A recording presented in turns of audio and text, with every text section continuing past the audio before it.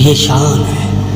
کوئی علم کے ذریعے ولایت کو تلاش کر لیتے ہیں، کوئی ولایت کے ذریعے علم کو حاصل کر لیتے ہیں. یہ قریب اللہ کی ہے، جس کو جو دے دے، پہلے ولایت دے دے یا پہلے علم دے دے، یہ اللہ دینے والا ہے. کسی کو پہلے وہ ولایت دے دیتا ہے، علم بعد میں دے دیتا ہے. کسی کو پہلے علم دے دیتا ہے تو وہ ولایت کو تلاش کرنے لگ جاتا ہے. دونوں ہی تو رب کی تلاش کی دلیل ہے، تلاش کی. اس لیے جو تلاش کرتا رہتا ہے وہ بے چین رہتا ہے، چاہے علم والا ہو چاہے نور والا ہو. نور والا بھی تلاش میں بے چین رہتا ہے، علم والا بھی تلاش میں بے چین رہتا ہے. دونوں کی بے چینی کی دلیل ہی اللہ کی محبت ہوتی ہے. محبت ہوتی ہے. جب اللہ کی محبت کے لیے تم بے چین رہو گے تو اللہ تمہیں دوست کہنے لگ جائے گا، اور جب مطمئن رہو گے اللہ تمہیں مومن کہنے لگ جائے گا. مومن کہنے لگ جائے گا. بے چینی دوستی ہے. زندگی بے چینی کا نام ہے اور زندگی ہی دوستی ہے. زندگی میں ہی تو نے کسی کو دوست بنانا ہے اور زندگی میں ہی تمہارا کوئی دشمن ہوگا.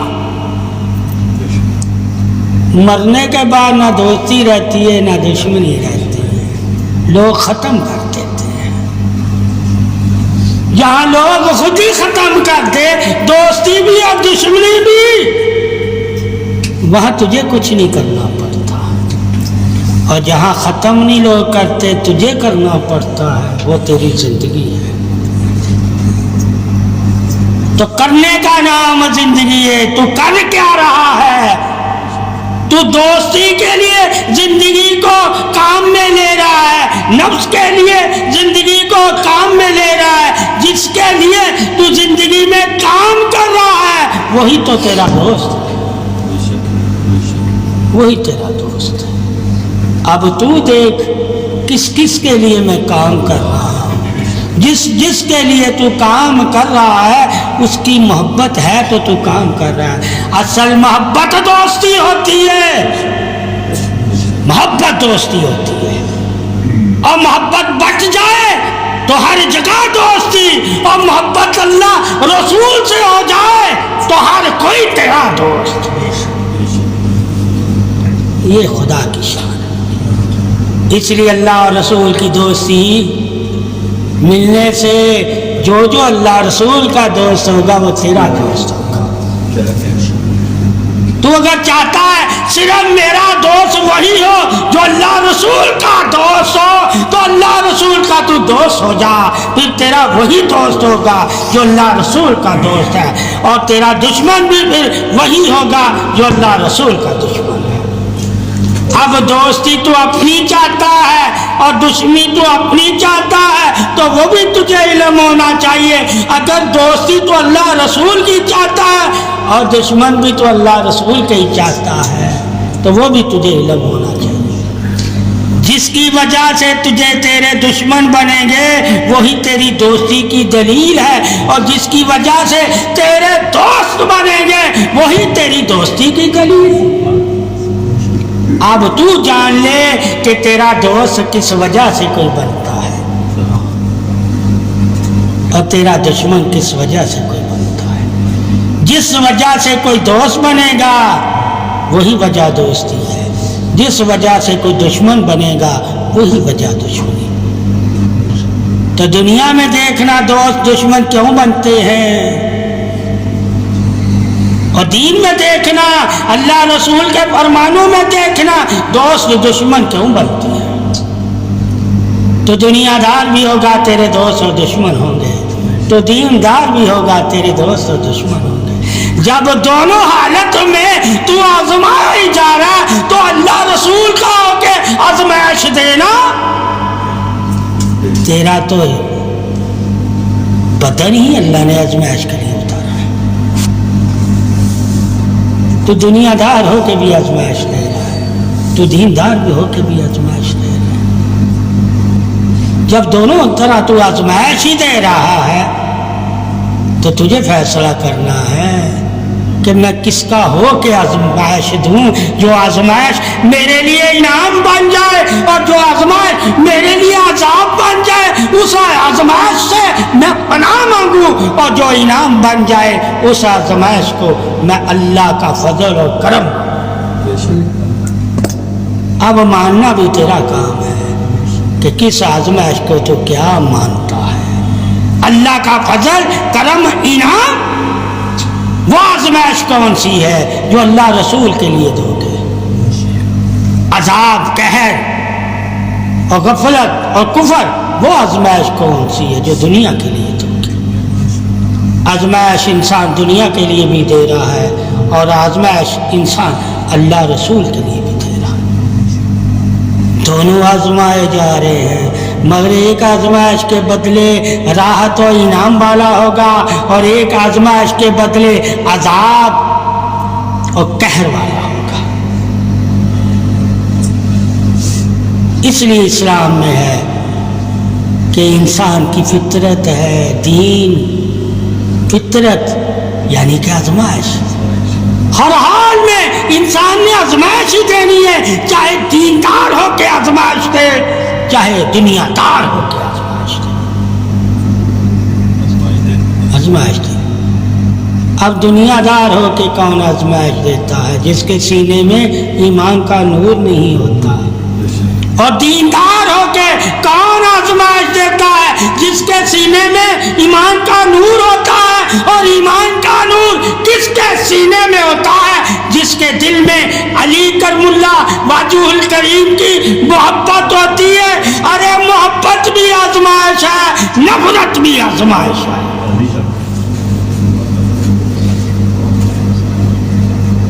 دونوں میں بندہ پریشان ہی رہتا ہے, نہ محبت اعلیٰ سکون سے سوتا ہے نہ نفرت اعلیٰ. دونوں ہی تو بے چین ہے. ارے جب دونوں ہی بے چین ہیں تو ایک کا ہو جائے جو بے چینی کو اپنے ذکر سے راحت میں بدل دیتا ہے, اور جو بے چینی کو راحت میں بدلے نا وہ دشمنی ہے. اس کی بے چینی کبھی راحت میں نہیں بدلتی, بہت جہنم کے قریب لے جاتی ہے, بہت جہنم کے قریب لے جاتی. تو علی کرم اللہ وجہ الکریم کی بغض جہنم کے قریب لے جاتی ہے, اور محبت جنتی بنا دیتی ہے. یعنی کہ علی کرم اللہ وجہ الکریم کی وجہ سے ہی تو جنت اور جہنم ہے. وجہ سے اللہ نے تو صرف بتایا ہے کہ جنت کن کے لیے ہے اور جہنم کن کے لیے ہے. جب جان جاؤ گے کہ جنت کن کے لیے تو جہنم کن کے لیے. کہا قدر والوں کے لیے جنت ہے اور بے قدروں کے لیے جہنم ہے. قدر کیا ہے؟ کہا میرا نور ہے. اور نور کیا ہے؟ کہا محمد کی رسالت اور علی کی ولایت ہے. جسم کو نہیں کہا, رسالت اور ولایت کہا. جسم پہ میں نے رسالت اور ولایت کا تاج پہنا دیا. تاج میں جس طرح تم جب نور کے تاج میں جنت میں بیٹھے ہوگے تو تمہارے سروں پہ تاج ہو سکتا ہے اللہ کے نور کا, تو محمد صلی اللہ علیہ وسلم بھی تاج والے ہیں, رسالت کے نور کے تاجور ہیں اور علی ولایت کے نور کے تاجور ہیں. تم دیکھ لو گے دونوں کو تاج میں, جس طرح تم اپنے آپ کو دیکھو گے. تمہیں بھی تاج ملے گا. کیا ملے گا؟ اگر تم بھی تاجدار کے تاج والے ہو جاؤ گے تو امت کو بھی تاج ملتا ہے, کیونکہ امت کے سرداروں کو اللہ نے تاج دیا ہے اور تاج والوں کی امت بھی تاج والی ہے. یہ شان ہے. تو میلاد پھر ہم کیوں منائیں؟ تاج کی وجہ سے. ایمان کی وجہ سے نہیں، ایمان کی وجہ سے نہیں، ایمان کی وجہ سے تو ہماری نیکیاں بدیاں گنی جائیں گی، نور کی وجہ سے ہمیں تاج ملے گا، نور گنا نہیں جاتا، کیا نہیں جاتا؟ نور گنا نہیں جاتا، کہ نور ایک ہی ہے، اس کو ہزاروں صفتوں میں بھی لے لو گے تو ایک ہی کہنا پڑے گا، مگر نیکیوں کو ایک نہیں کہنا، کیا نہیں کہنا؟ یہ گنتی میں آئے گی، اس لیے کہتے ہیں اللہ تعالی ہر صفت میں وحدہ لا شریک ہی ہے، صفت میں بھی اس کا کوئی ثانی نہیں ہے۔ اب صفتوں سے وہ کس کس کو عطا کرتا ہے؟ اللہ اپنی صفتوں سے عطا کرتا ہے، ذات تو اس کی بے نیاز ہے، اور بے نیاز کہتے کس کو ہے؟ جو اپنا خزانہ کھلا رکھے، جو چاہے لے جائے، اسے بے نیاز کہتے ہیں۔ اس لیے اللہ کہتا ہے میں نے اپنے خزانے کے دروازے کھلے رکھے، جس کے خزانے میں چور بھی لوٹ رہا ہو اس کو کہتے ہیں بے نیاز، کافر بھی لوٹ رہا ہو اسے کہتے ہیں، جس کے خزانے میں صرف مومن ہی جائے وہ اصحاب والا ہے، اور بے نیاز وہ ہے جو اصحاب نہیں ہے۔ اس لیے اللہ کہتا ہے میں سب کو دیتا ہوں، اور لوگ اپنی اپنی خواہش کے مطابق بھی مجھ سے لے لیں تو میرے خزانے میں مچھر کے پر جتنی بھی کمی نہیں آئے گی، مگر نور کے بارے میں کچھ اور ہی کہتا ہے کہ نور لینا ہے تو آل پاک کے پاس جانا، خزانے لینے ہیں میرے پاس بھی ملیں گے، کافر کے پاس بھی ملیں گے، منافق کے پاس بھی ملیں گے، مگر نور صرف تجھے علی کی محبت سے ہی ملے گا۔ علم سے خزانوں کو ڈھونڈ سکتا ہے مگر محبت کو نہیں ڈھونڈ سکتا۔ علم تو تجھے خزانے ڈھونڈنے کے لیے دیا ہے، نور تجھے محبت کے لیے دیا ہے۔ اگر نور رکھ کے بھی علی سے تو محبت نہیں رکھتا تو نور میں جھوٹا ہے، اور اگر علی سے محبت رکھتا ہے اور تیرے پاس کوئی خزانہ نہیں پھر بھی تو خزانوں سے سب سے بڑے خزانے کا وارث ہے، وہ نور ہے، وہ نور ہے۔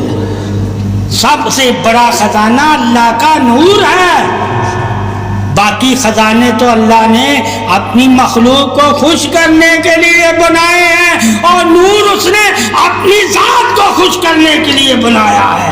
نور سے تو اللہ کو راضی کر سکتا ہے اور خزانوں سے تو راضی ہو سکتا ہے، کیوں خزانے اللہ کو نہیں چاہیے، وہ تمہیں چاہیے، وہ تمہاری چاہت بھی تمہیں دے رہا ہے، وہ اپنی چاہت بھی تمہیں دے رہا ہے۔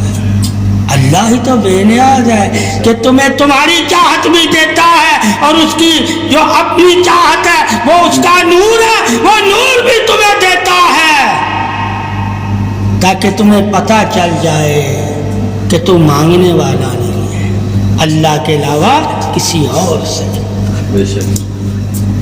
جب دونوں خزانوں سے تو واقف ہوگا تو کہے گا میں نور بھی اللہ سے مانگتا ہوں، میں خزانے بھی اللہ سے مانگتا ہوں۔ جب میرا اللہ ہی بے نیاز ہے تو میں کبھی مایوس نہیں ہوں گا، تو مایوس کبھی زندگی میں تم بھی نہیں ہوگے، نہ نور کی وجہ سے نہ خزانوں کی وجہ سے۔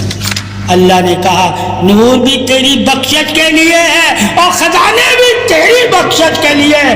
اگر نور کے ذریعے تو نور پا لیتا ہے تو بخشا جائے گا، اگر خزانوں کو نور پر قربان کر دیتا ہے تو بخشا جائے گا۔ ایک نور پر قربان کرنے کے لیے دے رہا ہے وہ خزانے ہیں اس کے، اور ایک نور سے نور ملانے کے لیے دے رہا ہے وہ علی ہے. علی سے ہی تو نور سے مل سکتا ہے. اور وہ نور کون سا ہے؟ کہا محمد صلی اللہ علیہ وسلم کا نور. اور محمد صلی اللہ علیہ وسلم تو یہ کس نور سے ملائیں گے؟ کہا اللہ کے نور سے.